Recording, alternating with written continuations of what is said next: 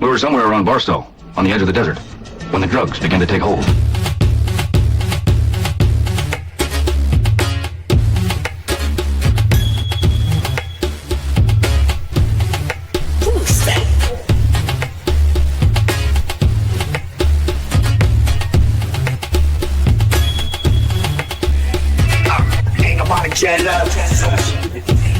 Everybody, hey, they on me.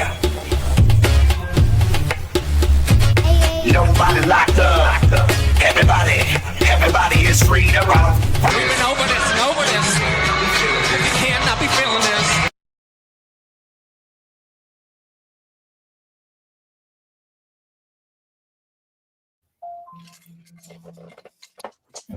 Oh, welcome everybody. You've come to hang out with us again.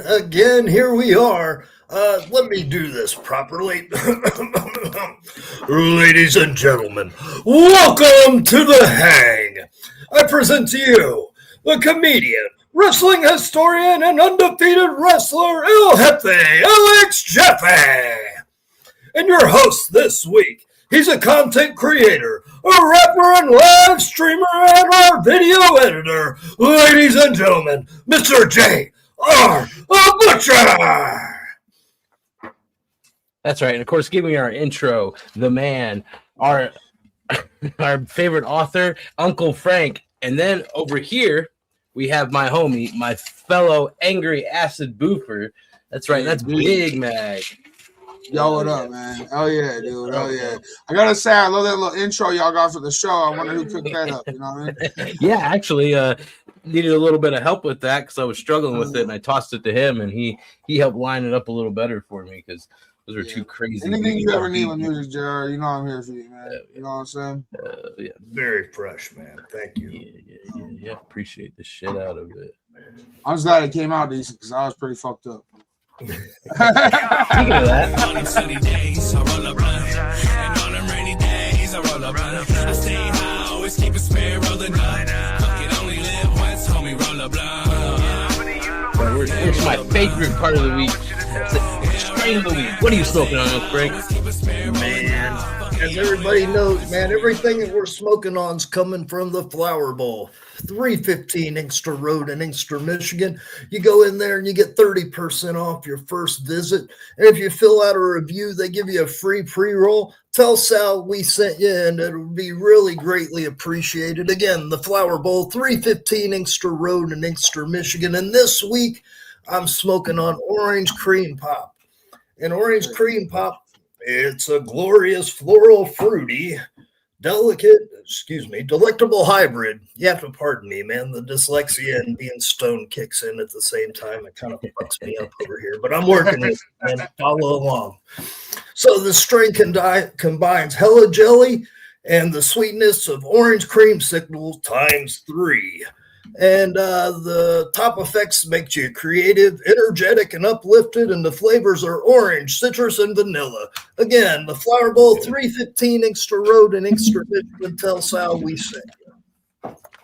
I actually just had some of that. I just had some of that a couple weeks ago, actually. Yeah. Today I'm mainly smoking on electric cherry bubble hash. So this was it's created by crossing electric soda with black cherry smoothie. It is supposed to deliver an uplifting, euphoric rush that helps with focus and motivation, and gently smoothing into a relaxed sociability without heavy sedation. So that sounds about perfect for the hang, really. Now everybody will understand completely why when we re-release this book that you're going to be doing the audio version of it. Because if I do it and stumble fuck through it the way I read, man, it'll be a 32-hour fucking book. All right. Do you guys want to get to our first match? Yeah, man, that'd be awesome. I'll go ahead and let our guest throw his match up first. What'd you bring to us? Yeah, so the match I picked, man, it was IWA Mid-South, some indie shit, you know what I mean? And I love it just for the star content, especially with a very young CM Punk in it. It's CM Punk versus Eddie Guerrero versus Rey Mysterio in IWA Mid-South. I think it was like 2005. Don't quote me on the year. I think it's when it was, something like that. But yeah, I really like this match a lot. Yeah, and he didn't realize your connection to IWA Mid South when he put That's that. awesome. That's funny, man. This match, it's actually from Indianapolis. From what I can tell. Yeah, and yeah, to sit here and blow my own horn without straining my neck doing it. I held the IWA lightweight title. I think it was 10 times. That's crazy, man. That's crazy. So when were you active in IWA? Like what years were you there? I was considered the first match in IWA with Terry. Great. Yeah. How have I not heard of you? I watched so much IWA stuff. Like that's crazy. I worked as American kickboxer there. So yeah. Wait, yeah. Then I have heard of you. Okay, yeah.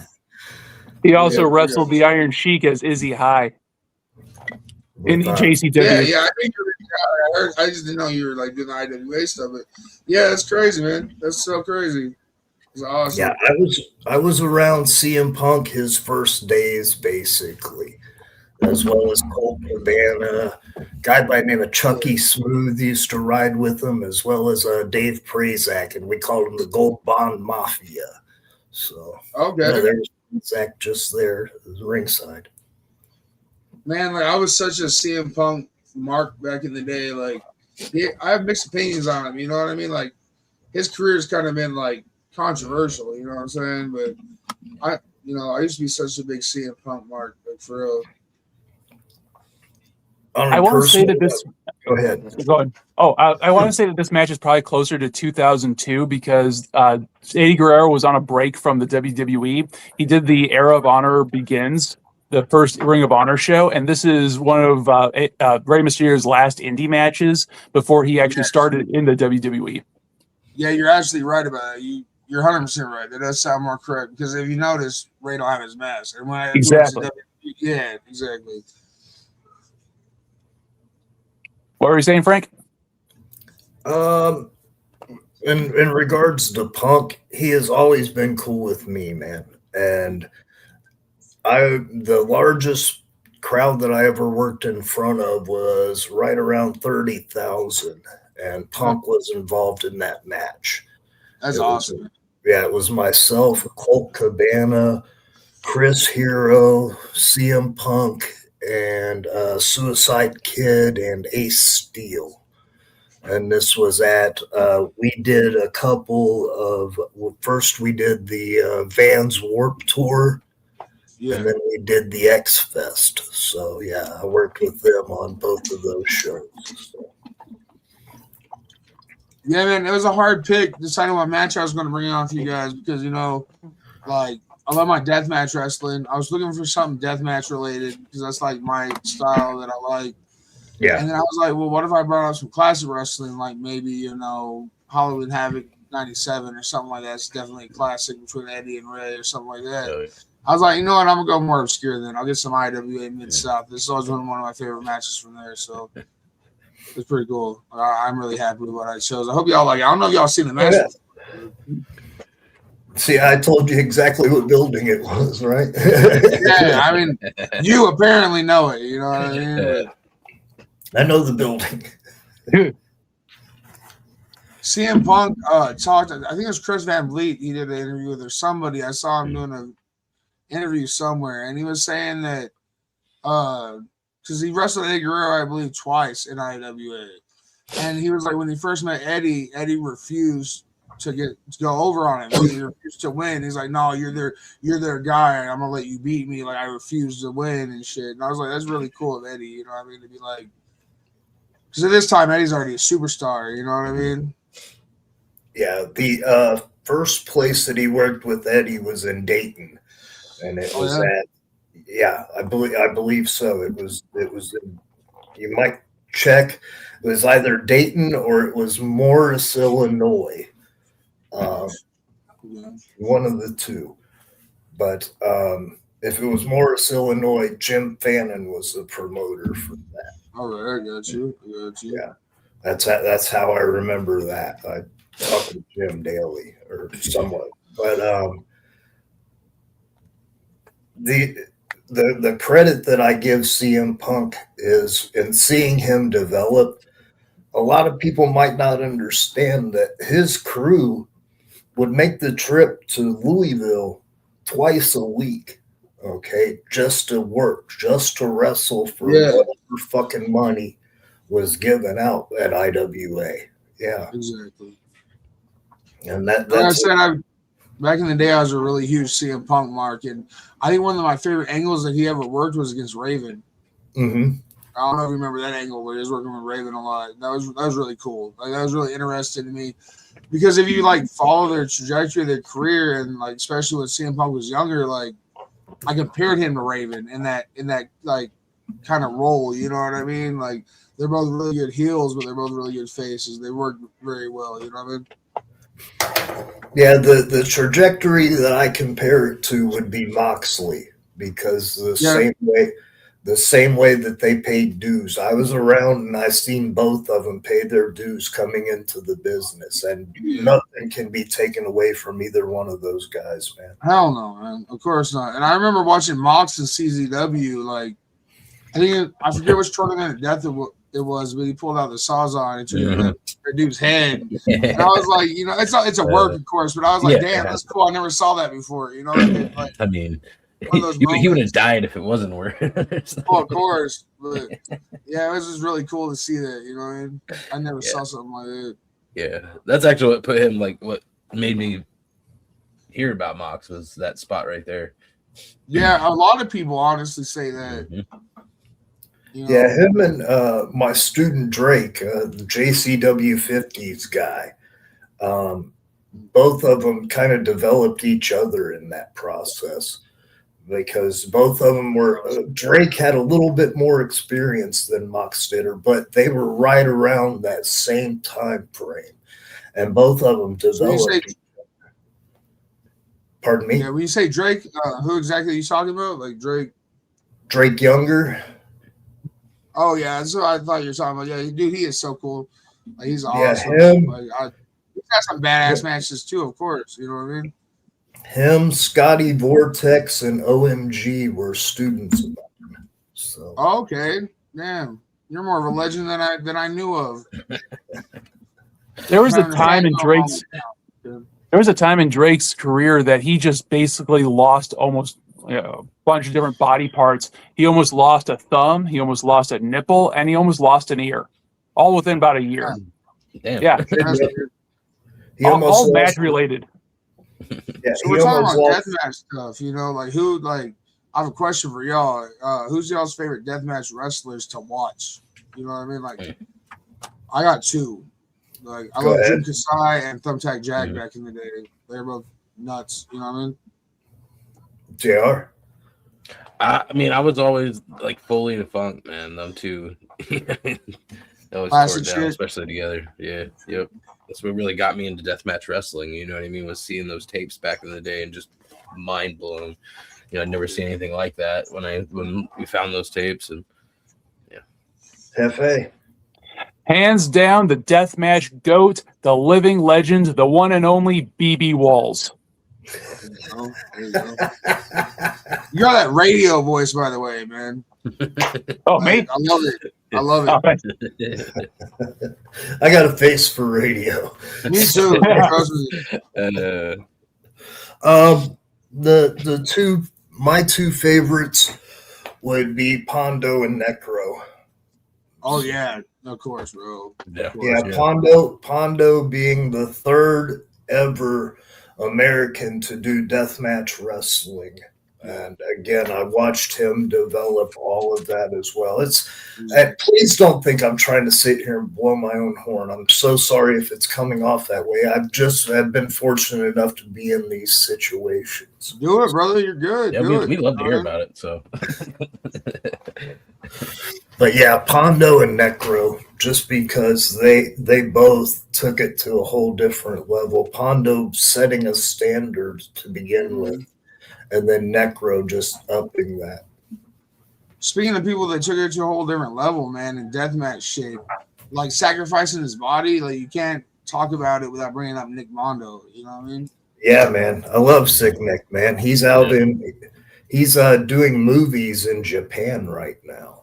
Yeah, I heard something like that he was getting into that industry or something like that. Like, I don't know too much about what he's got going on, but And if I remember correctly, he had also put together different vignettes for Lucha Underground, if I remember correctly. If you guys remember the Vampiro getting out of jail vignette for Lucha Underground, I think Nick put that one together.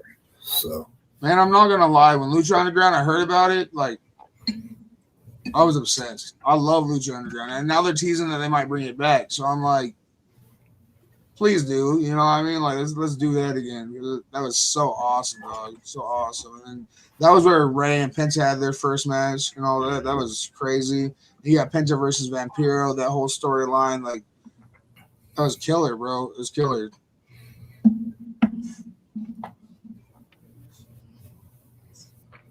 Jaffe, you have so much knowledge about IWA, man.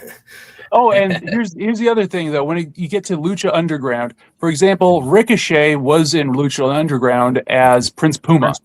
Yes, sir. Yeah. Yes, sir. And then before Ricochet put on a bunch of size, muscular wise and whatnot, he actually was wrestling in IWA Mid South.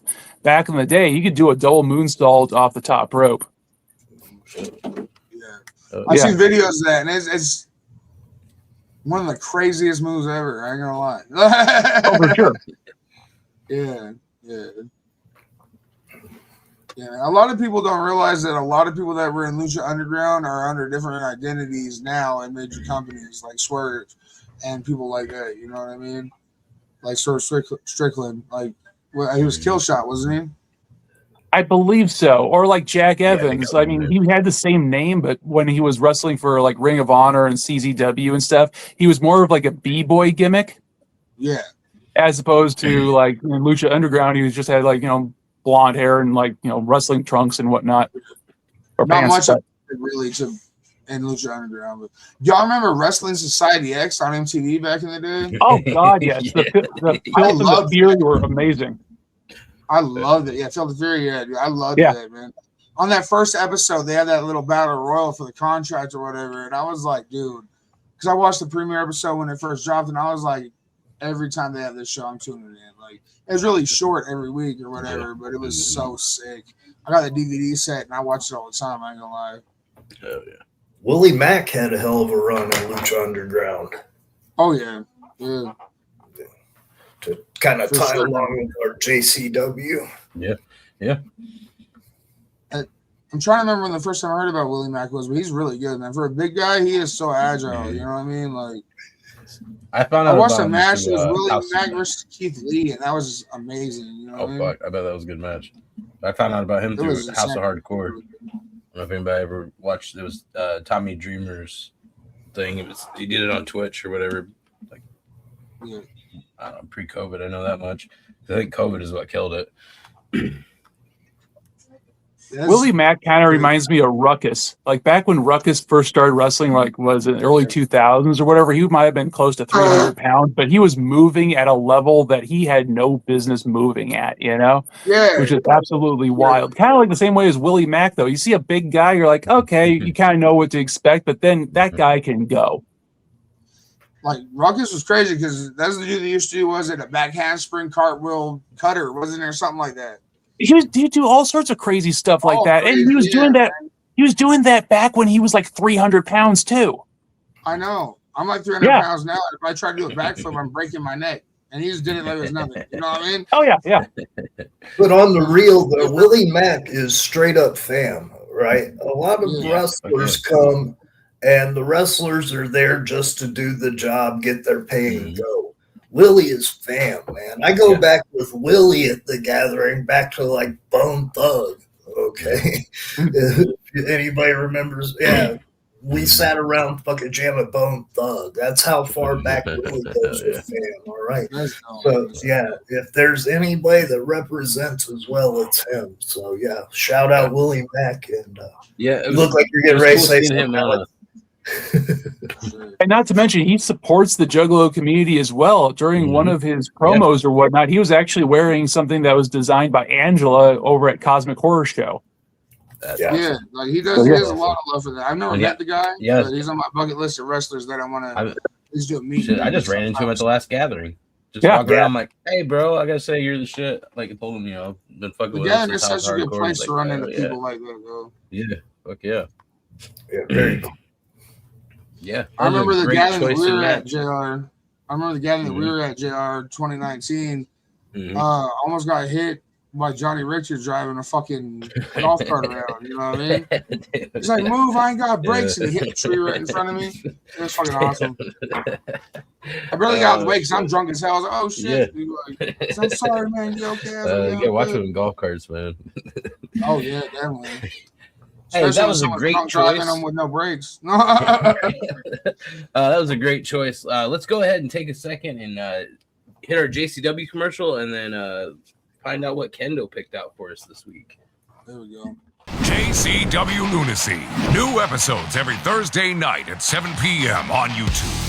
For over 25 years, JCW has delivered the very best in pro wrestling entertainment, bringing fans deep storytelling drama, gut-busting comedy, and unbelievable in-ring action. From wild characters to unforgettable rivalries, JCW has built a legacy that spans generations of fans. Whether you've been watching since day one or you're brand new to the chaos, there's never been a better time to join the madness. See why JCW is the hottest promotion in independent wrestling today, where anything can happen, and usually does. Take a look at this! Don't miss a single moment. Tune in every Thursday night at 7 p.m. on YouTube and catch up on past episodes right now.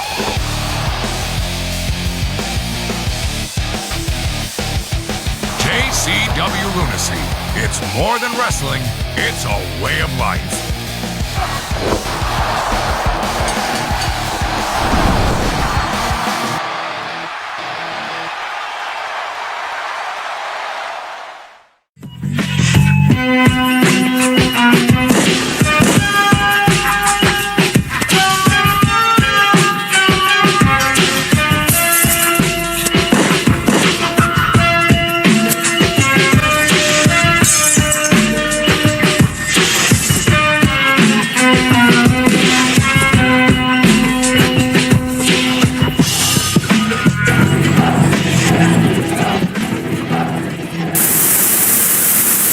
Alright, welcome back, wrestling fans. This is episode 7 of Kendo's Pick.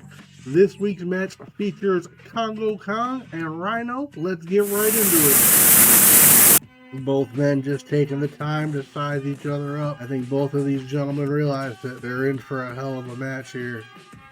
Neither man is going to back down for sure. Anytime you see either one of them in the ring, you know it's going to be a hard-hitting match, let alone to put them together. This show, Send in the Clowns, this is a really good show. They did a few pay-per-views leading up to the Gathering of the Juggalos that year. This was another time that they were going strong with JCW. I'm definitely going to cover a few more matches in the next couple weeks from this show.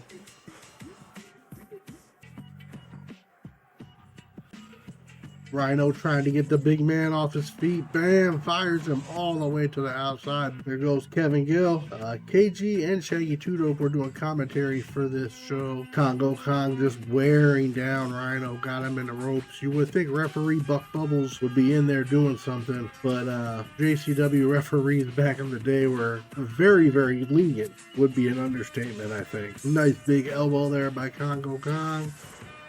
Another one, taking the man beast Rhino down. Juggalos and attendants trying to get behind Rhino with the loud chant. Buck Bubbles only with the 2 count. I don't think Congo Kong was too happy with that count. Big time basement drop kick, I guess. Another 2 count. Again, Truth Martini out there trying to root on Congo Kong.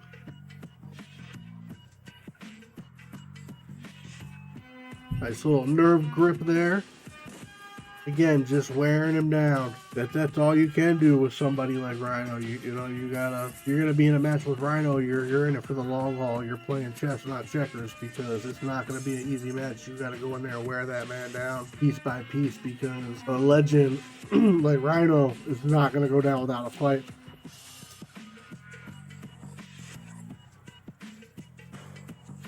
Oh my goodness! As you can see, tries to make a comeback. Fucking Congo Kong just rips his fucking ass right down. Like, referee tried to take control there, but nothing really illegal going on. Rhino needs to get to those ropes is what he needs to do. Congo Kong's played so many roles in JCW, man. He's been a heel. He's been a face, back and forth so many times. But being with Truth Martini, obviously you're going to be the heel at this point.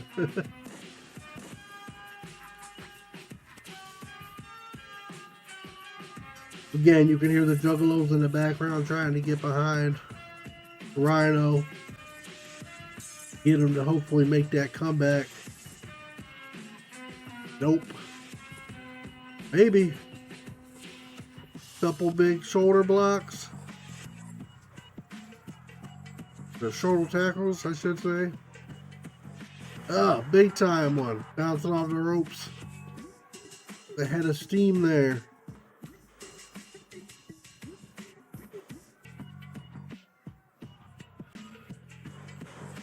Looked like Rhino might have been hoping to get that gore, but again, the monster Congo Kong is just too much to deal with, even for Rhino. Now here we go. Juggalos are getting rowdy because they know it's time for that gore. But look how convenient this referee is. It's almost like he's waiting for it to just see Rhino getting ready to hit the gore on Congo Kong. Steps right in the way. Yeah, that's just pretty much how this one's gonna end. I did like this match, and I like that they ended it in a no contest. That's referee Drew Taylor. I do believe Drew Taylor was the senior referee at the time. He informed KG that it's a no contest, and I like that they did that because both of these men are beasts, and how can you fucking pick a winner with either one of these guys? So just basically ends with them all trying to get Congo Kong off of the fucking Rhino. I hope you guys like this match. Alright, well that's gonna do it for this week. I hope you guys like this one. Again, next week I'm gonna have another match from the Send In the Clowns pay-per-view. Stay tuned for that one. So next week, I'm Kendo. Right back to you guys. And welcome back. Hey, that was a great choice, Kendo. Okay, right now we've got who brought the music this week? Was it? Yeah. Oh yeah. What you got, Alex? I brought the Shackletons. They are a group out of Minneapolis, Minnesota, made up with three brothers, and the song is called "Front Row Paul." Oh yeah. Let's check that out.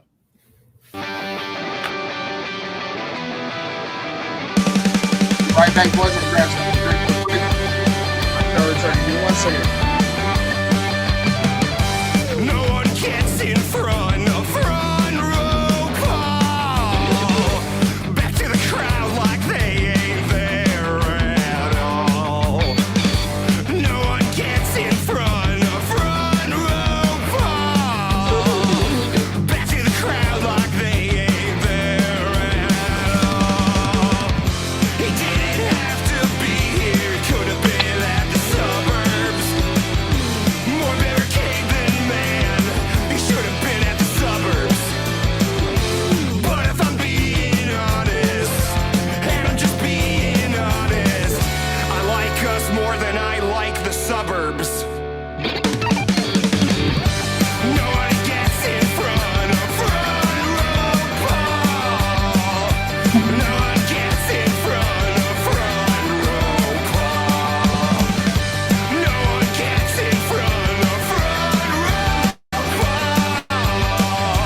Nobody gets in front of front row call. That's the Shackletons with Front Row Paul. I saw them at the, let's just call them the Self-Delete Commandos final show at First Avenue. They're a young group and put on a heck of a show. That was dope. I liked it, man. Yeah. I liked it. That was dope. Awesome. Let's Really dope. you know what? Let's keep that. Let's save right that vibe and keep going. Could you hit us with a dramatic reading, Alex? Yeah, I can do that.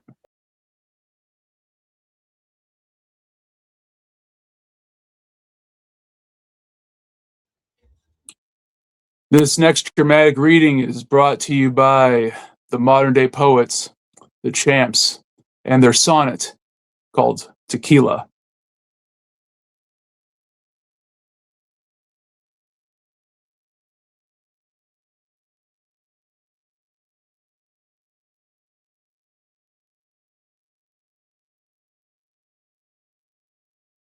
Tequila. Thank you.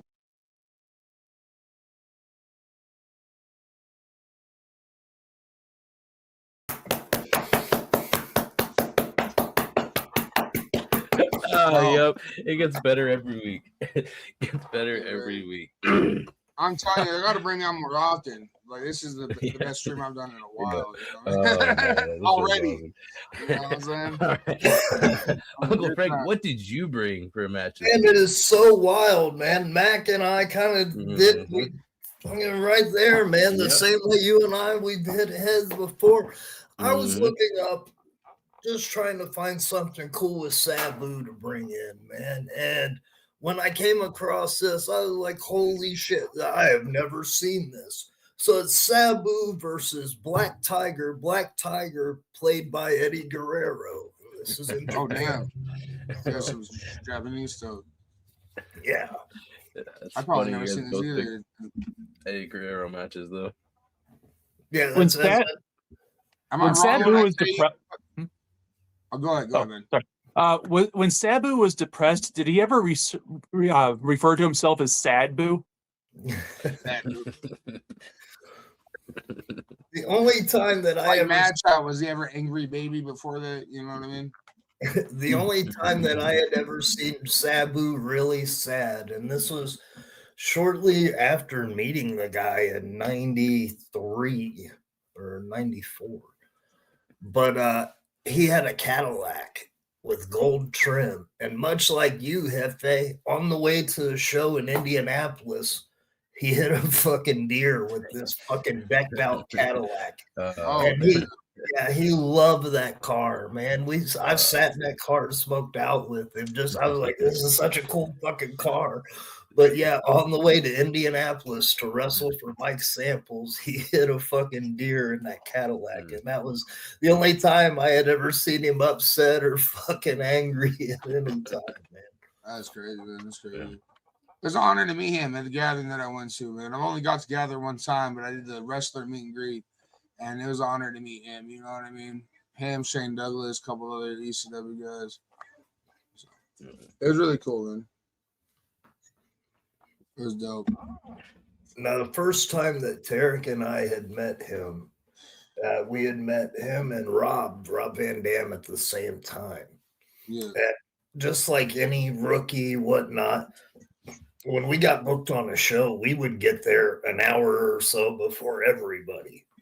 And we're sitting in the dressing room, and first Sabu came in, and then Rob came in right behind him. And Sabu got there to introduce himself before I could. And he's like, hi, Sabu. And it's like, I wanted to say, yeah, no shit. You know? No fucking shit. Who doesn't know that? You know? Yeah. And Rob did the same thing. And Tarek and I got really, really super self-conscious because a lot of our offense was kind of Sabu based because, again, he was one of the people who influenced me most. It was Sabu, Dynamite Kid, and the Great Muda and Great Kabuki. Those were the people who influenced me most in wrestling.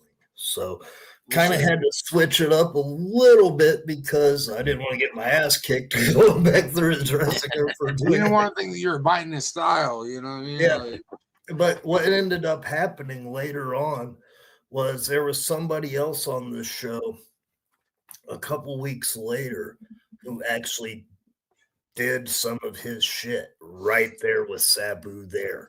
And Sabu fucking got into this guy's ass. He said, you're stealing my shit. I don't ever want to see you steal. And he looked over at me and he said, you're all right, but you're stealing my shit. And I was you're probably sweating. You're like, I do it too, but thank you.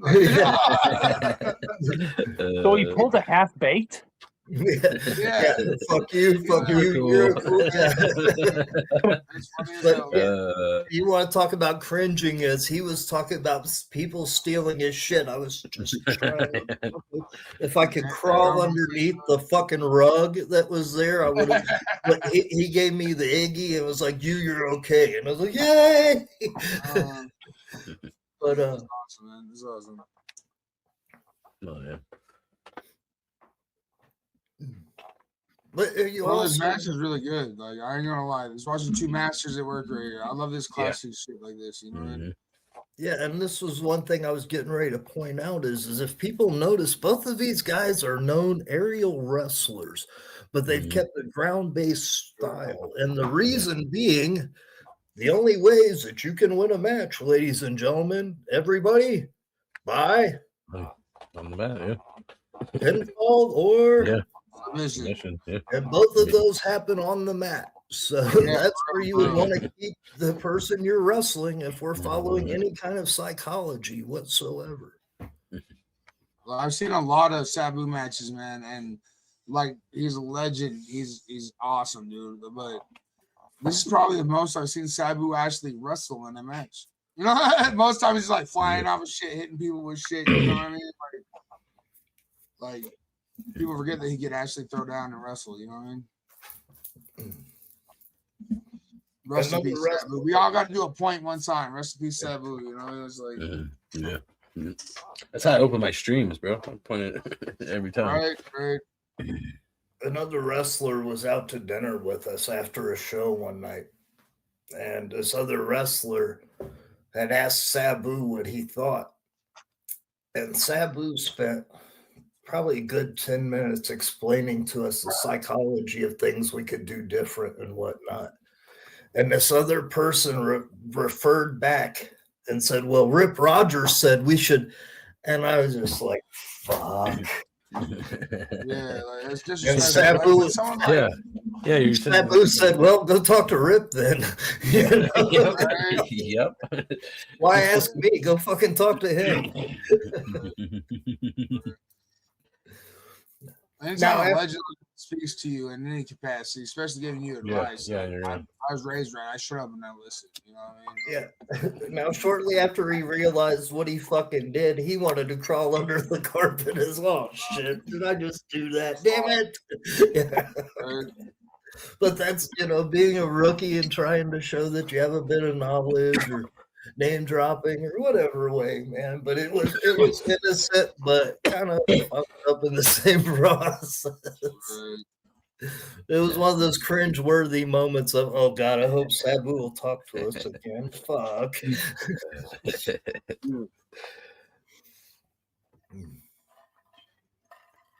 So what do y'all think about Japanese wrestling crowds versus like US wrestling crowds?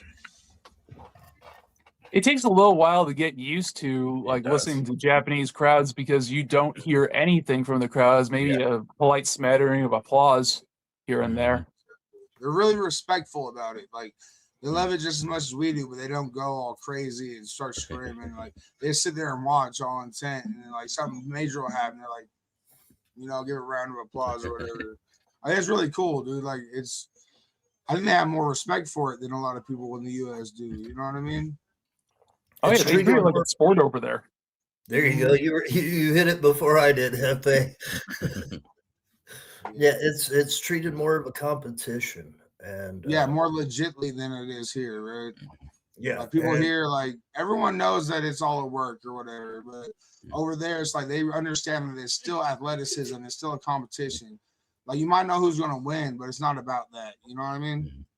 But here's the real art, and I think this is the part that kind of gets forgotten.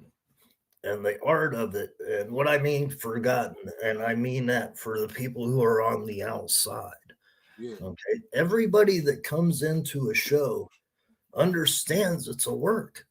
Yeah. All right. It's the same as going to a movie. Exactly. And the goal being separating these people from reality for that brief moment that they're at the show. And if you can do that, then you understand this art form. Then you truly get it. Right. You are so right, man. It's that for the fan, it's supposed to be an escape, right? Like when you watch a movie, you know the movie's fake as hell. You just want to see how it ends, right? Like the story and how it ends. Wrestling's kind of the same way. Like, what are they gonna do? What's the psychology behind it? And then, even though it's planned out, you want to know what the finish is gonna be, And like a lot of people take that for granted because they look at it and they're like, "Oh, it's fake. It's fake." I hate that word. I hate it. It's a work, right? It's scripted, whatever you want to say, right? And they forget that the story still matters, and they forget that the finish still matters. You know I what I have mean? the book in front of me. Yeah, I was getting ready to say, JR, do you have a book handy? The title of my book is "Wrestling is Predetermined, Not Fake." Not fake. I need a copy of that, by the way. Where can I order that? Remember, if you really love Frank, don't order it, at least for right now. You just wait a little bit longer until Yeah, wait a little bit longer. I'm on game, man. Tell me because I want to read it. But if y'all say wait, I'll wait. There's a reality that I'm being ripped off by a deceptive thief right now, and he's selling my shit without permission or authorization. You want me to order it and then it come from him? No, I'm wanting. I'll be re-releasing it as soon as I can. Okay, cool, man. Cool. Yeah. Well, hopefully my brother over here, JR, will get me and you in more contact because I already. I like you, man. I respect you, so I definitely want to read your book and get an official copy. Fuck the snake selling his shit. Don't be selling my boy shit, man. Don't do that. Yeah, hopefully I don't fuck up that opinion the longer you get to know me. So I mean, I've known JR for 6 years now, and we've had some time. So, I mean, I put up about anything, you know what I mean? We concussed him to gain a friendship, so fuck it. It's kind of funny. Like, you guys, my neighbor in 2019 and my neighbor in 2023, 2020. I think not 2024, though, but 2023, 2025, and 2026. Well, maybe 2026. Yeah, something like that.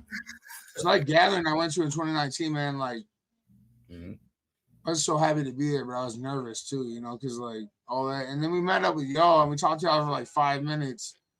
And I forget how it all happened, but all I remember is good times, great neighbors, a really fucking awesome DMT trip. I don't know if I said it on YouTube. If I get this fucking band, I'm sorry. But that shit was fun, dog. You ever a chance to do it? Maybe try it. Shit was fun. Yeah, good times. I believe I walked over and said, "Hey, you want to smoke? You smoke? You want to smoke a joint?" Yeah, something like that. Yeah. And I met you. I met your lady. I met your pops. I met your boy. Like. Good times, brother. For real. Good times. Yeah. I'll never forget this shit. Fuck that hill, though. Fuck that hill. Fuck that hill. You know, man, like, I've been like, I'm 200 pounds right now. We're at the bottom of the hill. So, I'm used to walking and being big. The hill was nothing for me, but that was like the main chant of the gathering that year was fuck that hill. Because it was like steep and long and shit. You know what I mean? I wake up in the morning, want to go get a breakfast sandwich. The breakfast sandwiches are all the way up the hill. Take me an hour to get there and back. Those good times. You had to earn going to main stage at that gathering. For real, bro. Like, I legit walked up to the main stage and there's people like sleeping on the grass because they didn't want to walk back down to the campground and come back up. Like, I'm just going to wait for whoever comes on next, wait 15 minutes.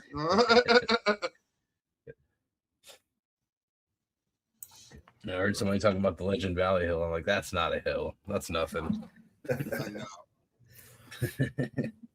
So you were telling me a little bit about the gathering this year, JR. Like, where's it at exactly? Macc Creek is it's in I love Missouri, hearing that word, man. Mac. Yeah. Got a river that goes through it and shit. Mother Nature's River Retreat or something like that. Yeah, something like that. Just south of the Ozarks. Okay. See, like I said, it looks like it's about halfway between us. Yeah. Dude, right now, like, I ain't gonna lie, I'm scrubbing right now. I gotta get my roof replaced and my ride, the transmission's going out in it. So I hate to get 2 hours out of town and then break down and like, stranded. But it's looking grim for me making it, but you never know, man. You never know. The carnival provides, so we'll see what happens. But like I said, Yeah, I would bet. Remember I the would people bet that- lined up. Oh, sorry. Yeah, I would bet this isn't the last time they're going to be there. They're paving roads and shit. I don't see them paving roads for a single event. That's a lot of a lot of work. So they were repaving the roads. Like I should be paid for that shit. Yeah, Or yeah. damn, that's crazy. I never heard of that before for any type of event. Yeah. So I bet usually they did a couple year deal with Legend Valley, so I would imagine it's easier just to do, whatever 3 years or whatever. Sorry about that, Alex. What were you saying? It's okay. But like, there's always like a hustle though. It's like, think about those. Like, there's the Juggalo ride share community and whatnot, and then there's the people that always line up like after the gathering. Like, I need a ride to Tallahassee. By chance, you guys run into Matt last gathering? I was getting ready to talk about Matt. So, for those who don't know, Juggalo Matt, put it nicely, he's a big boy and very noticeable, and he had a very nice offer for people if you gave him a ride home, and he would just yell at people that I need a ride home, I'll suck your dick both ways or something like that. Yeah, all the the way. way. You just see the look of horror on people's face. They're like, what? He's like, it's cool. I already have a ride. And they're like, oh, thank God. No, here's the kicker. Here is the kicker, okay? Yep. There was a kid standing beside him looking for a ride, okay? So I'm wondering if the person might have heard Matt, I'll suck it all the way there. Oh my God. And they might have offered this kid a ride in a moment of horror that might have happened. It's like, hey. Oh my God. Yeah, so I had that fucking movie scene in my head from that of that poor kid. Like, what? What? Oh, bro. It wasn't me. Just like Jay and Silent Bob Strike Back. Rules of the road. Yeah, rules of the road. Yep. So there's a little bit of classic Sabu in the match there. I love that. Yeah. Yep. Sabu That just Brainbuster a got- second ago. I've been paying attention to the match. That Brainbuster is pretty nice, like well executed Yeah. too. You know what I mean? I think he just got the win with that side saddle. Mhm. Yeah. Yeah. So the story behind the table. Anyways, what I was getting ready to say was And now it's gone. wah, wah. Right? Slow What drum people roll. didn't understand was the table spot originated with Sabu in Japan. And what happened was his uncle and himself, the Sheik, Yeah. lost a tag match. And the Sheik told him, go get back over after they lost the match. And he's like, how? And he said, I don't care how. Go get back over. Do something. You know what Yeah. I mean? And so he set up the table in the middle of the ring and did the moonsault until the table broke. So that's where the actual table spots came from. And later on, other people tried to take credit for it in ECW, but Sabu was the originator. The originator, yeah. Oh, yeah. You know what I don't understand, and I've never had a proper answer to this question. Why are the Japanese tables so much more sturdy and thicker? Like, what the fuck is up with that? Because they're this wide and Yeah, this they're long. They're crazy. You ever try to put somebody through a 2x4? Meanwhile, their chairs, like the seats will pop out if you look at it weird. Yeah. Right. That's funny. I remember Meanwhile, watching in a America, necro match. the table stand up correctly. You know what I mean? Like, it's just crazy. Go I ahead. remember Hefe. watching a necro match in Japan, and someone was just kept busting chairs over his head, and he just ended up wearing like a collar of chairs. Mhm. Yeah. That's funny that you bring Necro up because I did bring a match just in case. Oh, yeah. So we do have a little bit of time to fill. We can go to the match that I picked this week, which Yeah, I don't know a let's see. lot about it, but I hadn't seen it, so I had to check it out. And actually, kind of funny, it's a Necro Butcher versus Sabu. Oh, Oh, sorry. I Did might not have seen have this that. board. I think I have actually. Yeah. I was literally just looking through stuff last week, and I had this. So it's kind of funny that all our matches tied together. Right. The first time these two worked with each other was for AT Huck in Detroit, man. And at that time, it was, Necro was just kind of starting to gain a little momentum. And promoters here were starting to see it. So, Yeah.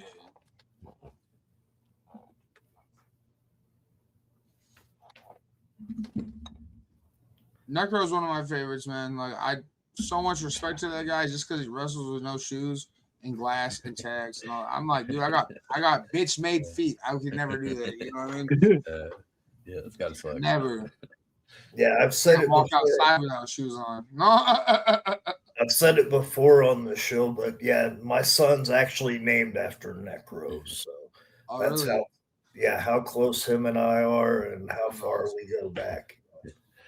I'd say there's a reason I was, I put Necro Butcher in the YouTube when I was looking for matches because he always got good stories of them. And I mean, oh man, yeah, there's so many stories. I'm trying to keep it somewhat, family friendly. Our family friendly, anyways. Did I ever tell you about the first time I ever watched a Necro Butcher match? Go ahead. Okay, so years ago, there was a series that was called Best at Backyard Wrestling. Yeah. Okay, and a bunch of kids doing backyard wrestling in the backyard or whatever. The last volume that they released was a double disc set that was volume 6 and 7. That was called Best of Backyard Wrestling. You bought it at Best Buy or whatever. But the Best Backyard Wrestling 6 and 7, it was just IWA Mid-South and like CZW matches. But of course, there was a really bad match selection, and they didn't tell you who was wrestling in these things. But you could hear the crowds chanting for the wrestlers. And I remember when Necro Butcher was wrestling, I'm like, who is this crazy dude? And then I'm listening to the crowd to try to put context clues together. And it sounded like the crowd was yelling the Spanish word for black. So I'm like, that doesn't quite seem right. And I'm like, for what?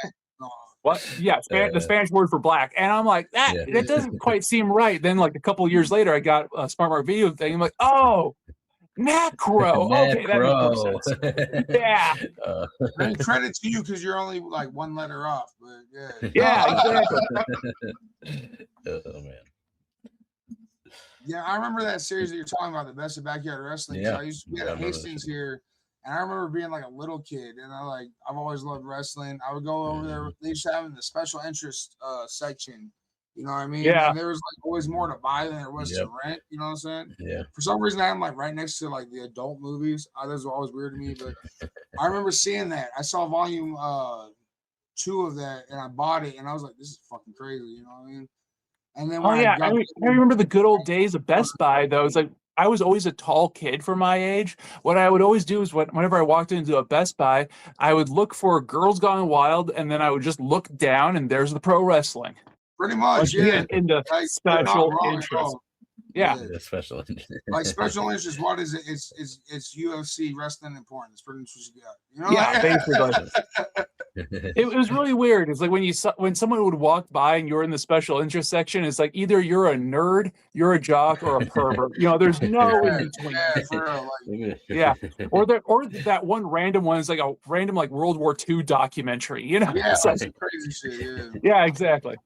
It goes like WWE, Girls Gone Wild. For some random reason, Hitler, like, you know what I mean? Like, inside Hitler's bunker. It's like, why? Yeah. And you got a really weird DVD where it's like all three, like naked women wrestling in Hitler's bunker. Yeah. I mean, people don't know, but Hitler was a huge Lucha Libre fan. Yeah. Oh, I'm sure. I am so sure. He's the real El Grande Americano. I can't do the accent at all, but it's like Lucha Libre is the superior wrestling. What the fuck? This is great. The fuck? When I said, y'all better invite me back, man. I haven't time in my life doing this. This is We a went off great the little rails stream y'all got quick. going on, man. If your DMT rant doesn't get us banned off YouTube, that probably will. Yeah, that probably will. Yeah. It's been fun, everybody. Yeah. Later, they're wondering what the beep is back. Yeah. I did get a notice that we are not being recommended to people under 18, which is great. I mean, Lame. Yeah, that's fuck what them we kids. want. What? Do they tell you why? No, they don't. They just. I don't Definitely wasn't care to that ask. I just If accept you it. click if you click it, it'll say because of like community standards. Which as soon as you drop an F-bomb, you're against community standards. I'm sorry. And I should've we brought talk this about for- weed. We talk about weed and stuff, so that automatically puts us. You know what I mean? Couldn't have been the dramatic reading of bitches. They're like, we'll let you keep it online, but you can't monetize this, though. The crazy thing was like there are cars driving by, and here I am just like yelling these borderline threats, and I'm like, oh god. Bro, I realized that like halfway through, I'm like, oh, he's just outside doing this. Oh yeah, I'm fucking outside just yelling into my phone. It's like at the same time though, I'm not exactly dressed like a regular civilian, so they're maybe thinking like, "Hey, he's just having a moment." Yeah. And as I said, what y'all are talking about. for a brief second, as I said, I felt bad for the fucking that Fanny song because we had Angela on, and then Jaffe follows me with a dramatic reading of bitches. Which I did the ODB verse. Oh damn. Yeah. Meanwhile, I'm like, you think you're in Dutch? Hold my fago. As I said, And Angela just sitting there like, yeah, Angela knows sold it beautifully. oh, and then what's wild is like afterwards, I was telling Angela, I'm like, hey, thanks for being on the show. She's like, thanks for having me. I'm like, I'm thinking about other dramatic readings of ICP, and she's like, oh, you should do Black in Her Eyes. I'm like, hell yeah. She is. Yeah, make sure a you're outside gem, for that man. one too. Yeah, no. She is a gem, man. Make yeah, sure no, everybody she rules. check her out. I had to tell Angela, I'm like, look, I don't think I can do that because that's gonna get clipped and it's gonna come back and bite me. Oh my god. Yep. Well, if you want to see the bitches clip, that'll be on our Facebook page in the Reels section. Yeah. Yeah. Find that. So that was great. We had some great matches. Let's go ahead and take a second to hear from some of the people that support us and that we support some of our family. Oh, hey, Shovel and Precious Juggalos. Hey, I paint things and I have merchandise. I have all kinds of stuff like this and this and this and that and this and these and that and this and that and this. Oh, and did I mention that I also do this? Hello, wrestling fans. This is Jim Fannin, and I am the host of Fannin's Flashbacks, a podcast about tales from IWA Mid-South Wrestling, the most controversial wrestling company of the late 1990s into the 2000s. Join me every week as I am joined by one of the wrestlers or fans from those shows and hear about famous shoots like Ox Harley and Corporal Robinson in the dressing room, or Ox Harley and Wolfie D in the ring, or like Flash Flanagan and the Shooting Stars in the crowd. I've been joined by American kickboxer Tarek the Great, Madman Pondo, Bull Payne, Mitch Page, Mickey Knuckles, Nate Webb, Tank, Toby Klein, and yes, even Jimmy Jacobs. So you can listen on your favorite podcatcher by searching BNMVS Network. That's BNMVS Network. And every Friday morning on YouTube at 7 a.m. and 6 a.m. Central is the premiere where you can join me and chat along as we watch the episode there on YouTube. But if you have a subscription to IWTV, that's Independent Wrestling Television, ran by Smart Mark Video, watch the app or watch the podcast there, please, as we have added footage. Hey everybody, I'm Gene Jackson, and I want to introduce you to the Retro Wrestling Archive Podcast Network and the great pro wrestling nostalgia podcast we bring including the Retro Wrestling Review Series covering the USWA, Memphis Power Pro Wrestling, Continental Championship Wrestling, and we've just added World Class Championship Wrestling, and now ECW. Plus great interview shows like Beyond Wrestling with Rob Hell, where the stories go beyond the ring. Then there's Dangerous Conversations with the legendary Dangerous Doug Gilbert and Tommy Wildfire Rich. Plus, don't miss special live streams like Live from the Archive and Arc of an Angle. And the Retro Wrestling Archive Network is growing. We're proud to feature the affiliate shows like STS Pod, The Hang, Classic Pro Wrestling Talk, Get Your Bell Rung, and even more great shows are coming soon. But that's not all. Join the Retro Wrestling Archive Patreon for exclusive bonus content, early podcast releases, special extras, and access to a Google Drive that is absolutely busting at the seams with territory wrestling history, including our legendary Memphis Mega Folder. Podcast, interviews, watch-alongs, live streams, YouTube, Patreon, territory wrestling history. It's all waiting for you at RetroWrestlingArchive.club, where we're preserving pro wrestling history daily. Don't just remember it, relive it. All right, I've got a couple of memes this week. Let's go ahead and throw. Wait, let me turn it down. Throw this one on here. That Can't read Can you stay away from the playground, Jerry? I can't make that promise. I can't make that promise. And then here's this. Memphis politicians on their way to name a street after Jerry Lawler as a middle school art.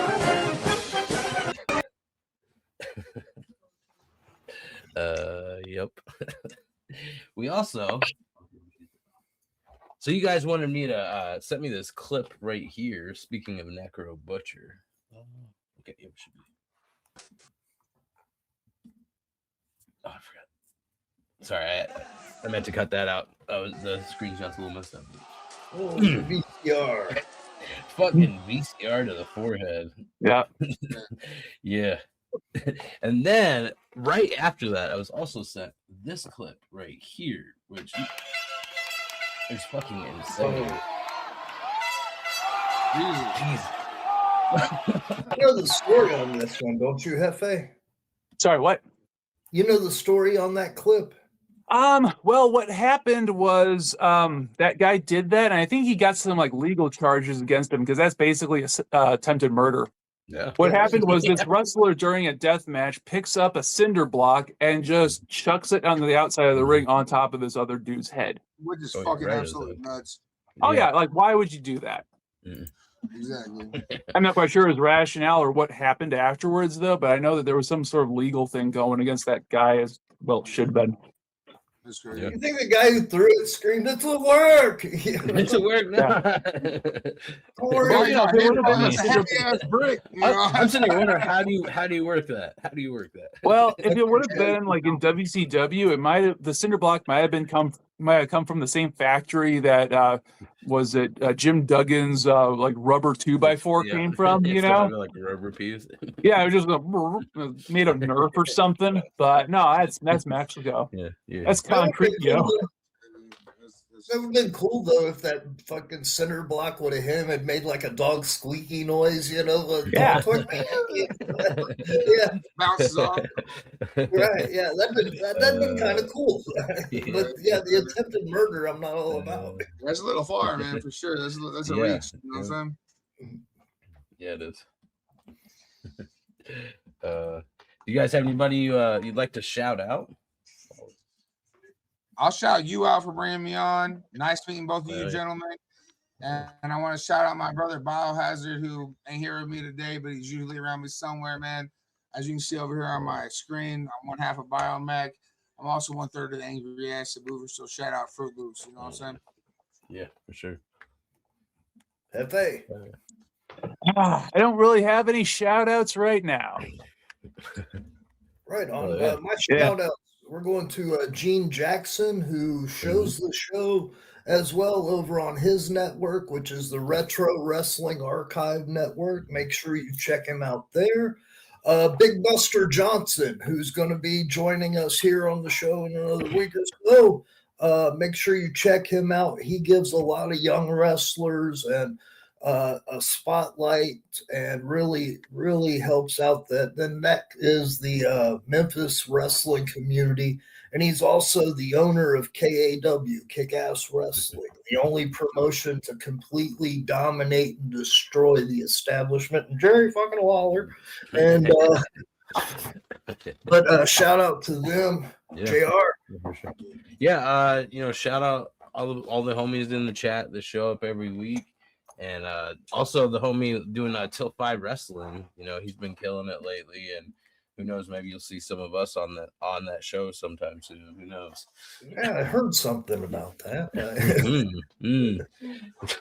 Alex, where can the people find you? They can find me on Instagram, Alex Jaffe Comedy, under my name, Alex Jaffe, on Facebook. Macc, where can they find you? So pretty much everywhere. I'm either Big Mac WBP or Big Mac of WBP. I'm streaming everywhere.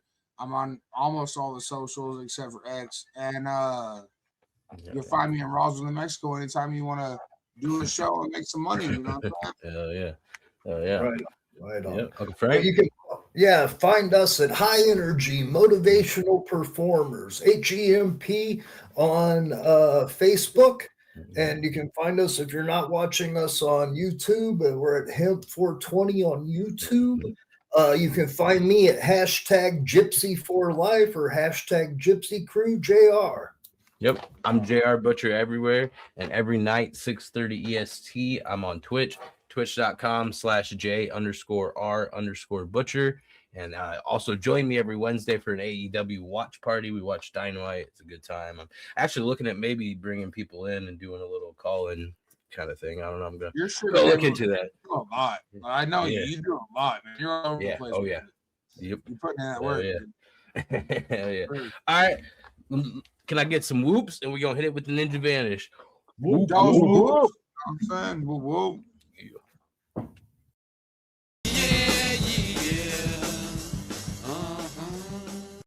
Hi, I'm Cliffy, and I'm here today to tell you about an amazing new product that I got that you want, that you need in your life. It's called Ninja Vanish. If you're like me, you get yourself in a lot of sticky situations. How you gonna get out of them? Who's got time? Who wants to deal with that? You need Ninja Vanish. Here's how it works. You're in the situation, you gotta get out of the situation, bam! Hey, where'd I go? You don't know, and more importantly, no one else knows. You piss your pants in your friend's couch? Ninja Vanish. You fart in an elevator? You gotta get out of there. Ninja Vanish. You walk into a gay bar? Ninja Vanish. Unless you're gay. You get in a fight with a hooker? She bite your tongue off? Ninja Vanish. You reference old things that aren't even funny no more? Ninja Vanish. You pull out too late. 9 months later, you got a problem on your hands. Baby, I have something really important to tell you. I'm pregnant. God damn it! Ninja Vanish! Your mom catches you jacking off. What are you doing? I'm using the bathroom! Well, I'm coming in there. No? Ninja Vanish. You wake up next to a big girl in the morning that you don't know how you got there? You was a minotaur last night. She's got a dick. Ninja Vanish. Hey, and for the ladies, you can use it as well. It ain't just for us guys. You fart while your boyfriend's going down on you. Ninja Vanish. Alright, now tell you what I'm gonna do. Cause we can't do this all day. I'm gonna give you a month's supply of Ninja Vanish for $29.95. It's made in Thailand, so you know it's good. You also get this, the Blow Phone. A phone with a breathalyzer. You'll never drunk dial again. $40 value, absolutely free in the next 15 minutes. Hey, you've tried the other guys, now dip out with the best. Ninja Vanish.